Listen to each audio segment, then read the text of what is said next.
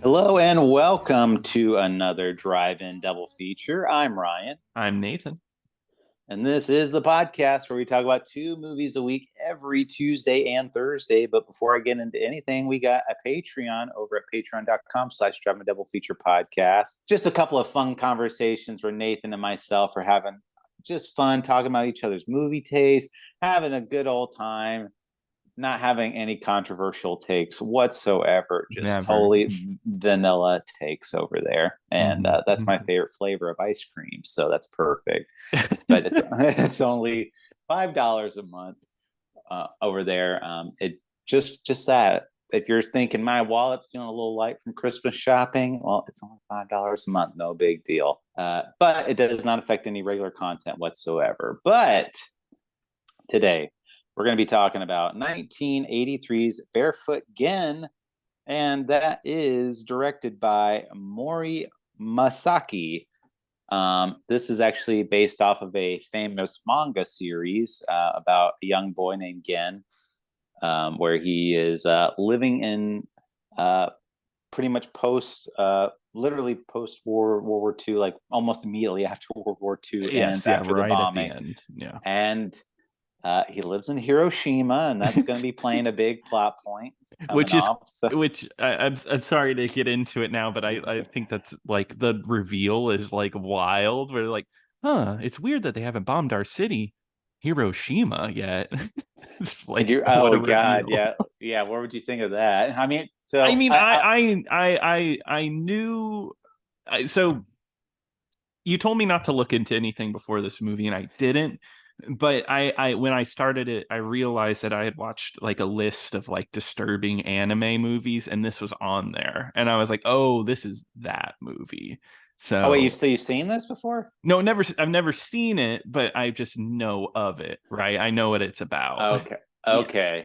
Yeah. So I don't. The reason why I picked this movie was of the bombing scene, because I had actually seen the bombing scene of this movie before I had seen it, because it was like on one of those, like on Reddit, like check this scene out, and you watch it and you're just like absolutely horrified. And I will say, so this movie, it's very much an adult theme movie. I mean, it's, even though it's like kids are like the main star, it's like I'm going to say it's like some of the most horrific images I've seen. It's disturbing. I woke up very early and watched this movie, and I was like, "Oh God, how am I going to make it through the rest of my day?"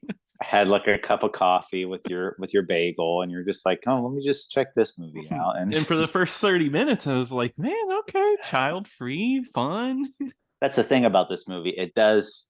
It kind of sets the mood where it is kind of like this family struggling and during World War II. So it's like towards the tail end of the war, where Japan is pretty much like all but lost the war, but they're still haven't surrendered yet, and that all the citizens in Japan are pretty much starving, living off rations, and haven't had a decent meal in a while. I'm sorry, but the father in the dub pronounces it rations. So yeah. Who did they hire for this dub? Good God. Yeah. So we'll talk about that right now then. The like I said on the preview for this, there is an English dub version and a sub version that was on YouTube. And normally I always go for the sub version. But I've been surprised. I've seen some movies where the dub there's some version really good dubs, yeah, and I'm like, you know what? I'll give this a shot. Let's see how it is. And the adult actors are not great, but then when you hear like the kids talk, it's like really bad. And it's like, a rough dub. Like so there's 2 boys in the family. There's a little brother and an older brother, and Gen is the older brother, but he sounds like a lady, like an older lady, kind of like, it sounds younger than his he sounds younger than his younger brother. Yes, I felt that. Yeah, I feel like it was supposed to be played a bit older. Yeah, so it's a little odd at Hmm. first, and I got about maybe 30 minutes in, and I'm like, let me see if I can find a sub version, and I did, luckily, on YouTube. But I'm going to be honest, it's not much better. Really? The the adults in it, they sound like regular adults, but they got like an actual kid to Man, voice Gen, and you know, he's not up for the challenge. I will say that he's just very gotcha. much just he sounds like a kid reading lines. And Gotcha. like when he's especially because there's some really super emotional moments in this movie, Hmm. it's it's not doesn't lend itself too well. And one of the negatives too I'm going to say about this movie now, since we're talking about negatives, is just the animation in this movie is very cheap looking in some Yes. scenes. Yeah, some scenes look really bad. Like there's definitely scenes that they cared more about. Yeah, when they start having like these, like when the mother's kind of like having like a mental breakdown about what happened. I mean, it's really super detailed in her face, but Hmm. then you have like the little kids crying, and it's just like these like like typical anime character with like the tears like spraying out of their Yeah. eyes, and it's just like, okay, I would have liked a little more realism there, but Yeah. it's so I, that kind of took me out of the mood a little bit. I think that's where my negativity comes from. And I don't necessarily dislike this movie. I just with that and like other things, I think the tone for me is completely wrong in this movie. And I get it. It's supposed to be innocence survives despite tragedy, right? Childhood, kids can still be kids, but there's just some lines or like some jokes that come in after some of the worst crap you've ever seen, and it's just like I don't think this is what is needed here personally. No, it's very much I agree with that. There's some really harsh tonal issues where it's like they're Yeah. trying to do this shift, but it doesn't really work at all. Yeah. Um, I will say though, I mean, leading up to the bombing, um, I do think they set the mood pretty well. Like, it's kind of like it's a little jovial. It's but Yeah. with the tinge of like depression of like they're struggling as a Yeah, family. I think that works well, right? Like the mom's Mm. pregnant and they're kind of having to deal with like her dealing with malnutrition. So the kids set out to try to get her food, get her being able to eat. And in that, I like that. I like kind of childhood silliness put against like a depression in a way. Yeah, Yeah. yeah, and I really enjoyed the moment where they go and steal a fish from a Hmm. koi pond at on somebody's property, and the master of that house, the owner of that house, like starts beating him, and he's like, just beat me all you want. I want to take this fish back to my mom. It Hmm. just and he's so moved by that. He lets him take the fish, and then when they give the fish to the mom and the mom finds out what they did, like the mom and the dad are both kind of like, my kids shouldn't have to worry about this type of stuff. They get Hmm. emotional with that type of stuff. So like that really worked out. And they kind of tease the bombing a little bit because they do like there's like a little spy plane that flies overhead. And Yeah, there's air raids and they have to go into mhm, bunkers constantly. Um, yeah, so it's kind of setting the mood up for when it actually does happen. yeah, And yeah, and it's definitely like a sneak, like it just pops in. I couldn't imagine if you didn't know what was even like what was going to happen in this movie. Well, I mean, I guess you would realize once he name drops, like, oh yeah, our village of Hiroshima, and then it's like, oh, okay. 1945, like timeline starting to It line all up here. connects. Yeah. Yeah, and then the bomb drops, and yeah, that scene, if you I mean I'd recommend checking out the scene. I mean, of course, content warning, it is very dark, but it is some of the best animated brutality you could see, just like people melting and like lights. It's horrifying, but like the detail they put into it is really good. Yeah.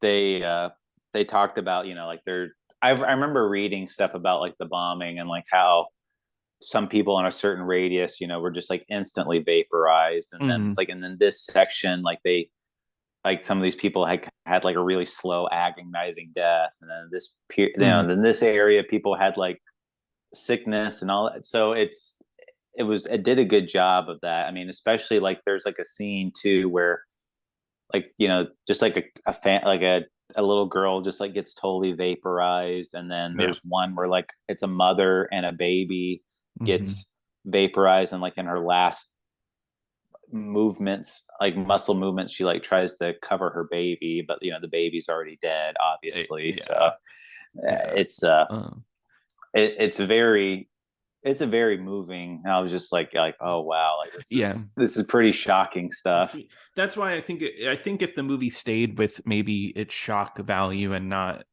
going from tone to tone, maybe displaying itself as it's at times it's kind of like a documentary. It's like has narrator come in and it's like, oh, not everybody died, but people were slowly withering away, or these were the effects of radiation sickness. And you see it there because I guess it would be easier to animate these things rather than get a giant crowd of people and work out to make it look like they did it.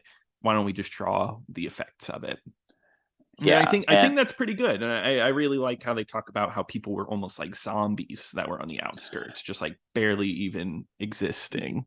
right. So I've read about that too, and I think I want to say they were called like alligator people. I think like what the term was Really? called, where it Wow. was like those people, because there's a scene where you actually see these people that look like literal zombies, like you were saying, and Mm-hmm. like they're like the skin is just like hanging off their bones, or Mm-hmm. um like they're missing eyes or anything. Like that was like the thing, but they call them that though because like their mouths are kind of open, and they like they're in pain, but like they have no tongue or any like type of mouth function, so they can't like Mm-hmm. say like ow or Or scream or anything scream. like Yeah. that, because that's like they're just like walking like zombies. So it's just it's really awful to see stuff like that. Mm-hmm.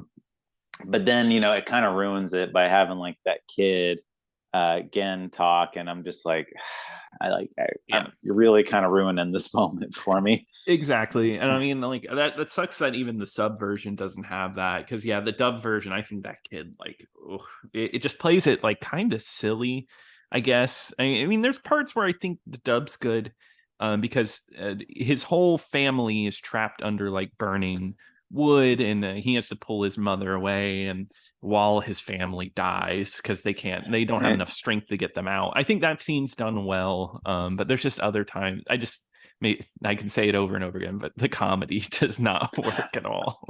Well, yeah, like there's like a scene where you said like his family's pinned underneath like Mm-hmm. burning, like their house is falling on top of them and it's burning, and like the father is just like, go get out of here, like Mm-hmm. we're done for, like go live. And then like, but like the little kid is just saying like, no, it's hot, like get me out of here. And it's Mm-hmm. so um and then they end up dying, and the mother starts having a mental breakdown being like, no, I want Mm-hmm. to be here, I want to die right here, like. Mm-hmm. And but she's kind of having this moment, and she's also pregnant too.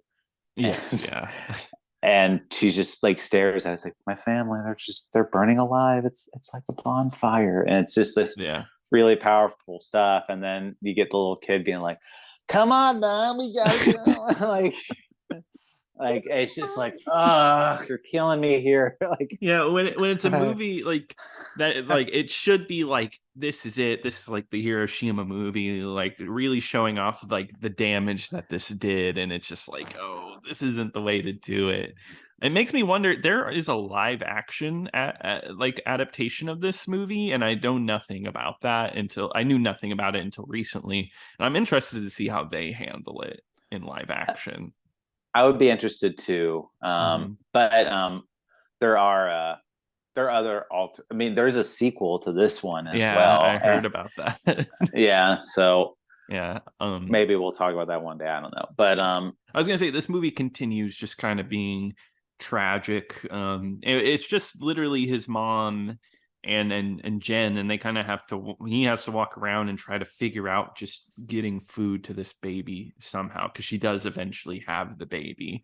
And what it is he kind of what this movie becomes is he's on adventures around Hiroshima, seeing all the horrors while he's just trying to just find food. That's what the Yeah. rest of this is. Yeah, and there's a scene where they go and they tried to feed people water, like give Mm-hmm. them water to drink, but the water is just toxic, and they end up dying. And but it's like, again, it's supposed to be this powerful moment. It's like, oh, what's making them die? I don't know. Like, Is the it's just like, water poison? yeah, Yeah. like it's very silly. I'm just like, I like this. This is not. I wish they would have aged up this person, like whoever. I don't care if Mm. they would have even gotten an adult to voice this kid. They need Yeah. somebody a little better that can handle this Yeah. weight of this scene. And Mm-hmm. but there's just a lot of really horrific stuff. And the second part of this movie is just them trying to survive like the post bombing. Yeah. And after the bomb has been cleared up, then there's trying to find food and shelter, and just there's still radiation in the air, and just like giving Yeah. people radiation sickness. And they don't even know it. They don't understand what's going on because they dropped this bomb and they knew nothing about this bomb or why it caused so much damage. So it's kind of like people are figuring out these symptoms that come with radiation firsthand, and it's awful. It really is. And I was gonna say, yeah, there's a scene with a soldier where the Jen's just kind of walking around, and he's just like, oh, I think you wet yourself. And the soldier's like, oh, what are you talking about? Yelling at him, like, get away, kid. And he's literally bleeding out of his pants. And then his hair starts to fall out. And then he starts puking blood. And it's horrible to see. The doctors won't take care of him. But I think this is probably one of the better scenes that could have been better with a better voice actor, was the scene where his hair falls out and he thinks he's going to be just like the soldier. He's just like, please, I don't want to die. Telling his mom, I don't want to die. I can't do this. And it's just not played as well as it could have been. No, it's again, like, it's very much just like it's supposed to be like this. He's really scared to death for this Mm-hmm. one, because he's trying to remain very uh brave for his mother, because his dad's like, you're gonna have to take care of your mom and the baby now, type of Mm-hmm. thing. And he's trying really hard, and he's been having up like this steel resolve, or like trying to brave. But this is like the one moment where he's like, I'm afraid, like, I'm afraid that I'm Mm-hmm. about to die, because he's seen like all this horrible stuff. And like even earlier, like the soldiers are just taking like dead bodies and just throwing them into boats or setting them Mm-hmm. on fire. Like And they're nothing.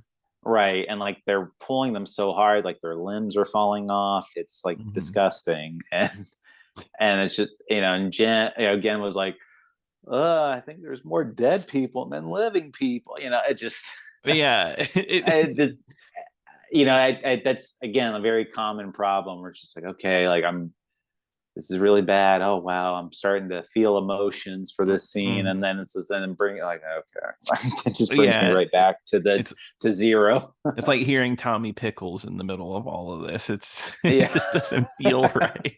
yeah. um Uh, but I mean, like, the but visuals are definitely striking.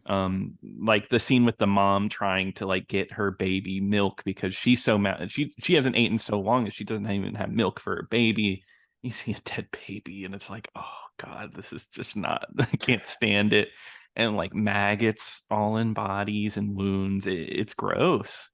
yeah, it's very, very nasty stuff. And I mean, Mm-hmm. like the one scene too, where the mom hasn't eaten in 3 days, so she doesn't have any milk to give her baby. And Mm-hmm. so she's like running through like a forest, like trying to find like anybody that can give milk to her Mm-hmm. baby. And like she finds like a woman like nursing a baby, but it turns out like the woman's dead and the baby's just nursing on a dead woman. So it's just like, Mm-hmm. that's really horrific to see. And then there's a crazed woman that comes up saying like, I'm gonna kill your baby, like the baby needs to die, and just because it's so horrible outside. And Mm-hmm. but she does like a complete 180 in like about 10 Yeah, like seconds. whiplash. Yeah. Yeah. and just like, oh, I'm sorry I said those things. Here, let me give milk to your baby. I just need to get that out of my system real quick. Yeah. Um, yeah, another big chunk of this movie is well, I guess I should say they get another kid that looks exactly like their dead or his dead brother becomes a part of the family. Um, whatever's up with that, but I don't know. Yeah, I guess they were trying to like give him some ray of hope or whatever, but Hmm.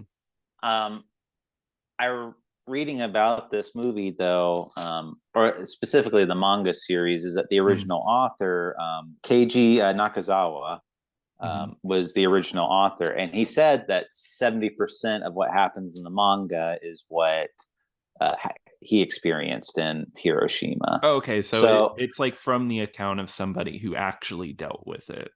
right. So, I mean, that could have been something that happened, but it's a very I don't know. Like I thought it was a little weird too, but I mean that may have been something that actually he experienced. So I That's true.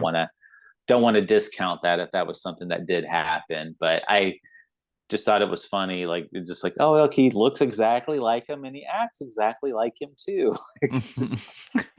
Just like, so they go out and they actually dig out the skulls of their dead family and put them on a mantle. That's a really graphic scene too. Just like, wow, like they just leave the skulls up there. Yeah, another graphic scene is because they actually get a job in town to take care of like this man who is just like getting eaten up with maggots in his wounds, and they hire the kids to clean up after him and take care of him. And this guy is he's an asshole and treats these kids like garbage, even though they're taking care of him.